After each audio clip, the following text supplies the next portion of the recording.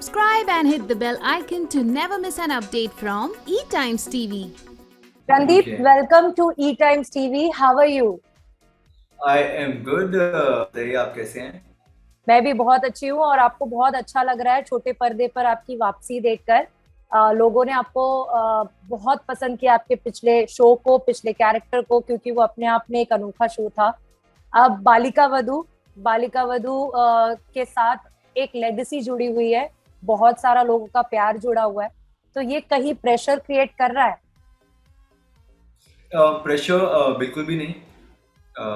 होना चाहिए but pressure बिल्कुल भी नहीं है मुझे, नॉट इवन सिंगल पर्सन। क्योंकि प्रेशर अगर लूंगा तो काम उतना अच्छे से नहीं कर पाऊंगा। तो आई अंडरस्टैंड कि बहुत बड़ा एक शो है, ऑडियंस ने बहुत प्यार किया था, तो एक रिस्पॉन्सिबिलिटी है कि उस चीज़ को अच्छे से निभाना। और मेरा फोकस बस वही है कि जो जिम्मेदारी मुझे दी गई है उसको मैं अच्छे से निभाऊं। जी, और जब ये शो ऑफर हुआ, क्या चल रहा था दिमाग में कि सीजन, इसके पहले भी सीजन्स आ चुके हैं, अब लीप लेगा, किस तरह का थॉट प्रोसेस चल रहा था जब ये शो आपको ऑफर हुआ? जब मुझे पहला कॉल आया था तो मैं फैमिली के साथ था, घर पे था, और मैं जनरली फ़ोन स्पीकर पे ही बात करता हूँ। तो जब मेरी बात हो गई सारी चीज़ें, तो मैं मॉम डैड का रिएक्शन था कि बालिका वधू कर लूँ। तो वो अब जब मॉम डैड ने बोल दिया तो फिर सोचने वाली कोई बात थी नहीं। तो मुझे लगा कि और मेरा जो कमबैक है उन दिनों के बाद अब मैं कमबैक कर रहा हूँ, तो इससे अच्छा शो शायद नहीं मिल सकता था मुझे। तो I am happy, I am excited, और फैमिली ने बोला है कर लो तो फिर तो। बिल्कुल। और सेट्स पे किस तरीके का माहौल है? हमने रिसेंटली शिवांगी के साथ आपके प्रोमो शूट के पिक्चर्स देखे, तो अब तक का एक्सपीरियंस कैसा है? अब तक का एक्सपीरियंस बहुत अच्छा है, बहुत अमेजिंग था मेरा। सबके साथ अच्छा हमने शूट किया, थोड़ा सा अभी बीच में 2 दिन हम मिले हैं। तो पूरी टीम के साथ बहुत अच्छा माहौल है, अच्छा बॉन्ड बन रहा है धीरे धीरे।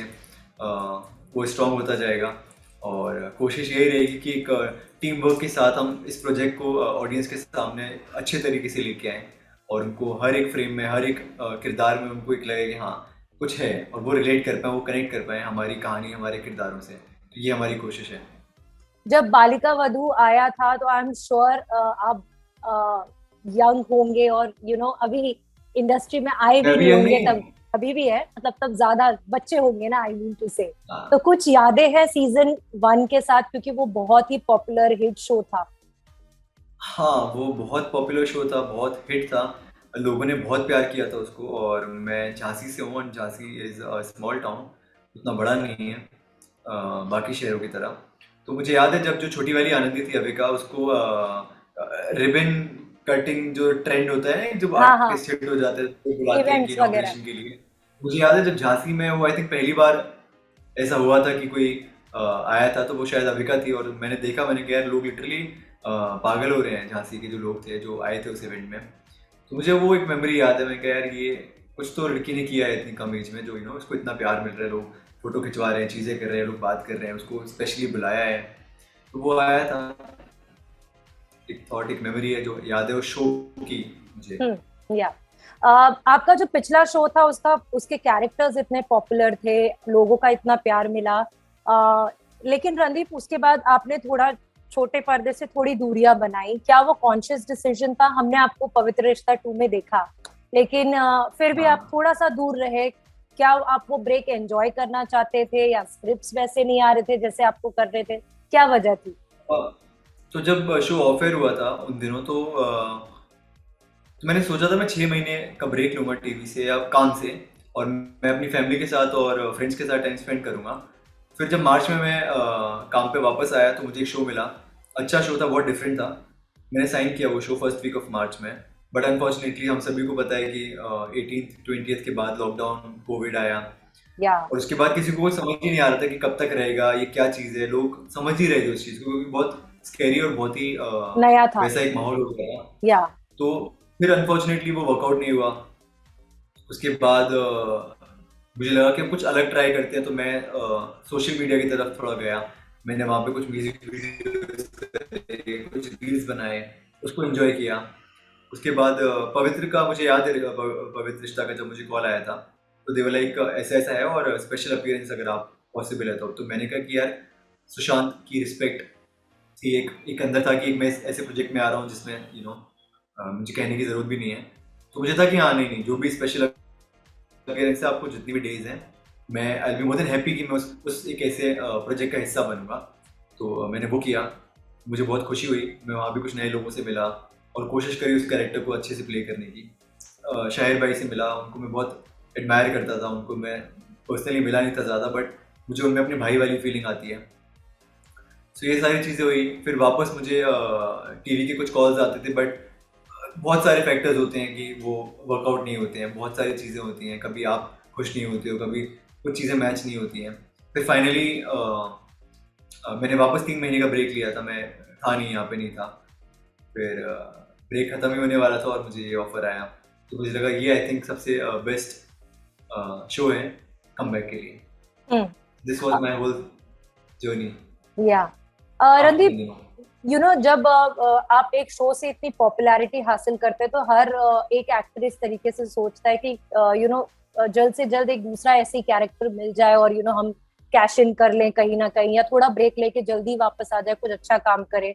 बट जब पैंडेमिक हिट हुआ, आपका शो जैसे ही खत्म हुआ था और वो फोर्स्ड ब्रेक हो गया सबके लिए, सिर्फ मतलब टीवी इंडस्ट्री के लिए नहीं, जितनी भी इंडस्ट्रीज थी सब इफेक्ट हुई, एक तरीके से फोर्स्ड ब्रेक था। और वैसे ही जो एक्टिंग करियर है वो बहुत ही अनसर्टेन प्रोफेशन है, और इतनी जल्दी अपने करियर में एक ऐसा माहौल देखना, वो कितना चैलेंजिंग टाइम आपके लिए रहा? क्योंकि I am sure as an actor आप चाहते हैं कि जल्द से जल्द अच्छे प्रोजेक्ट मिले, आप ग्रो करें, अच्छा काम करें, लेकिन फिर एक ऐसा एक वक्त आ जाता है जब सब कुछ बंद है और आपको बैठना पड़ रहा है घर पे, आपकी कोई गलती नहीं है उसमें। तो इनिशियली जब पेंडेमिक और लॉकडाउन का टाइम आया, तो इनिशियली मुझे लगा कि यार अभी मैंने हिट शो दिया है, अभी मेरा ब्रेक ओवर हुआ है। तो इनिशियली आई थिंक 10-15 दिन की बात मुझे लगा होगा कि यार ये तो राइट टाइम था मुझे कम बैक करने का, मेरा ब्रेक हो गया, अभी ये क्यों मुझे ज़बरदस्ती घर बैठना पड़ रहा है। But now if you ask me, तो यार पेंडेमिक ने हर इंसान को एक इन एंड आउट बदल दिया है। मतलब अब अगर इफ़ यू आस्क मी, तो मैं रिश्तों को अलग नज़रिए से देखता हूँ, फैमिली को अलग नज़रिए से देखता हूँ, और खुद में एक मेच्योरिटी आ गई है, लाइफ की इम्पोर्टेंस पता चली है। तो मोर देन प्रोफेशनली, पर्सनली शायद मैं बहुत बदला हूँ, मेरे अंदर में वो चेंजेस फील कर सकता हूँ। तो और ऑफकोर्स काम तो सिर्फ काम का मुझे बुरा नहीं लगता, क्योंकि वो सिर्फ मेरा नहीं था, वो पूरे देश का ही था। हर इंसान इतना सफर कर रहा था। एटलीस्ट हम लकी थे कि हमारे पास घर था, छत थी, हमारे पास खाने को चीजें थी। बट काफी जो न्यूज में हम देखते थे तो हमें लगता था कि यार अभी हम कहाँ अपने काम के बारे में सोचें, अभी तो इनके बारे में सोचना पड़ेगा जो बेचारे हैं। तो काम को लेकर मुझे कभी भी वो फील नहीं आया 1.5-2 साल की यार लॉकडाउन में मैं घर पे बैठा हूँ, क्योंकि कितने सारे लोगों की लाइफ में कितना कुछ हुआ है। तो मैं खुश हूँ कि as a person, as a human मैं चेंज हुआ हूँ, मेरा थॉट चेंज हुआ है, थोड़ी मेच्योरिटी आई है, लाइफ की इम्पोर्टेंस पता चली है। तो और फाइनली अब मैं काम कर रहा हूँ, तो मैं कोशिश करूँगा कि वो जो चेंजेस हैं वो यहाँ पर भी बरकरार रखूँ, सेट पे भी मैं पूरा मेच्योरिटी के साथ आके सबसे प्यार मोहब्बत करके चीज़ें करूँ। और अगर आपके किरदार की बात करें आनंद, इसमें हमें क्या शेड्स देखने के लिए मिलेंगे, किस तरीके का किरदार होगा ये? So Anand, he is very sweet, caring, loving, लोगों के बारे में सोचता है, लोगों का ध्यान रखता है। अगर कोई परेशान है तो कोशिश करता है कि उसको कैसे वो ठीक करें, कैसे वो खुश करें। सेल्फिश नहीं है, और सही को सही कहता है, गलत को गलत कहता है, चाहे वो किसी से भी कहना पड़े, फैमिली को या फिर फ्रेंड्स को या फिर किसी अनजान व्यक्ति को भी। तो ये सारी कुछ क्वालिटीज़ हैं जो मुझे लगता है कि एज अ ह्यूमन आप में होनी चाहिए, जो आनंद के अंदर है। तो मुझे लगता है कि ऑडियंस को भी शायद आनंद इसीलिए पसंद आएगा क्योंकि वो बहुत ही प्योर है, कुछ छल कपट नहीं है, कोई नेगेटिव थॉट नहीं है। सो ये सारी क्वालिटीज हैं। जैसे आपने बताया कि आपकी फैमिली बहुत एक्साइटेड थी जब उन्होंने ये न्यूज़ सुना, और उन्होंने कहीं ना कहीं बोला कि बालिका वधू करना चाहिए आपको। नहीं, बालिका वधू कर लो। हाँ, बालिका वधू, हाँ एग्जैक्टली। तो सिर्फ 2 चीजें, बालिका वधू कर लो। मैं कहा ओके। तो अब आप कितने एक्साइटेड हैं उस चीज को लेकर कि वो प्रोमोज देखेंगे इस शो का, और अपने बेटे को और आगे बढ़ते हुए देखेंगे करियर? हाँ, तो मैं बताता हूँ। अब उनको नहीं पता है कि मैं कर रहा हूँ। ओह, मैं आ तो गया हूँ बॉम्बे, पर मैंने उनको नहीं बोला है कि मैं कर रहा हूँ, क्योंकि मेरा एक म्यूजिक वीडियो लाइंड अप था गोवा में, तो उनके हिसाब से मैं गोवा में हूँ अभी। तो आई एम ऑल्सो वेटिंग कि मैं ना बताऊँ उनको, वो खुद ही प्रोमो देख लेंगे और वो सामने से फ़ोन करेंगे, तो मैं उस चीज़ का वेट कर रहा हूँ। तो वो रिएक्शन का और वो मेरे को म्यूजिक, सरप्राइज को कम नहीं करना है। या और वो म्यूजिक वीडियो भी अपने आप में बहुत फैंस के लिए खुशखबरी लाने वाला है, क्योंकि उनकी एक फेवरेट जोड़ी थी जो ऑन स्क्रीन, वो उन्हें वापस से देखने का मौका मिलेगा। उसका एक्सपीरियंस बताइए हमें, क्योंकि आप और आशी भी काफी टाइम बाद आ रहे हैं एक साथ। उसका एक्सपीरियंस भी बहुत अच्छा था। वो गाना बहुत पहले सुन चुके थे, बहुत पहले डिसाइड कर चुके थे कि हमें करना है, बट आशी भी शो कर रही है, वो बिजी थी। फिर मुझे लंदन जाना पड़ा कुछ काम से, फिर तो डेट्स मैच करना बहुत मुश्किल हो रहा था, बट फाइनली मैं वापस आया। तो मेरे कुछ प्लान थे जो मैंने आगे पीछे करे, फिर मैं बॉम्बे आया, चंडीगढ़ गया 2 दिन के लिए, शूट किया और वहाँ से निकल गया मैं अपने घर के लिए। सो गाना बहुत पहले डिसाइड हो चुका था हम कर रहे हैं, बट वो डेट्स की वजह से थोड़ा सा प्रॉब्लम आ रही थी दोनों की साइड से। बट फाइनली हमने अपने फैंस के लिए टाइम निकाला और कर दिया वो shoot. Thank you so much. जाने से पहले आप अपने फैंस के लिए कुछ कहना चाहेंगे जो आपको फिर से देखने वाले हैं? मैं बोलना चाहूँगा कि यार ये तो बोलने वाली बात नहीं है कि आप सभी इतना प्यार करते हो, मैं कितनी बार रिपीट कर चुका हूँ, पर मैं ये बोलना चाहूँगा कि अब मैं एक नए कैरेक्टर के साथ, एक नए किरदार के साथ, एक नई कहानी में आ रहा हूँ, एक ऐसे शो में जो ऑलरेडी बहुत पॉपुलर था, जिसके बारे में मुझे बताने की ज़रूरत नहीं है, बालिका वधू। तो मैं चाहूँगा कि आप सभी जो प्यार करते हो उसको थोड़ा सा बढ़ा के मेरे किरदार को, मेरे कैरेक्टर को और इस शो को और इस शो के सारे कैरेक्टर्स को उतना ही प्यार करो जितना आप कर सकते हो मैक्सिमम। तो यही मेरी उम्मीद है और यही मैं आपसे आशा लगाता हूँ। Thank you so much Randeep, it was pleasure talking to you, और ऑल द बेस्ट आपको इस शो के लिए। उम्मीद करते हैं कि ये आपके पिछले शो से भी बहुत बड़ी सक्सेसफुल हो आपके करियर के। Yeah thank you, take care. Thank you, yeah you too, bye. Take care, bye bye.